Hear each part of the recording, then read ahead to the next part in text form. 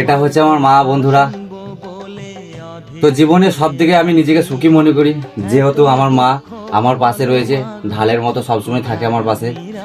তো বন্ধুরা, একটা কথা বলতে চাই আমি, মানে যাদের বাড়িতে এবং যার কাছে মা রয়েছে এবং বাবা রয়েছে, আমি মানি যে পৃথিবীর সব থেকে সুখী মানুষ এবং সুখী ছেলে তারাই, যাদের বাড়িতে বাপ মা এখনো পর্যন্ত বেঁচে রয়েছে। তো আমি একটা কথাই বলবো, যাদের বাপ মা নেই তা তারা একটু ভেবে নিও যে তাদের যতটা থাকা দরকার ছিল থেকেছে, ওপরওয়ালা নিয়ে নিয়েছে, তাদের জিনিস তাদের কাছে নিয়ে নিয়েছে। তো আমি একটা কথা বলতে চাই, যাদের বাপ মা রয়েছে তারা অবশ্যই বাপ মায়ের একটু যত্ন নিও এবং তাদেরকে একটু ভালোবাসা স্নেহ করে রাখবে। যতদিন তোমাদের কাছে থাকবে, জানবে তাদের এই লোমে পর্যন্ত না তোমাদেরকে দোয়া দিবে।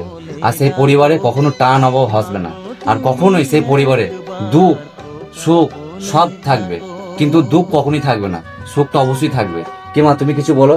হ্যাঁ, সব ছেলেরাই মায়ের বাবার যত্ন নিও।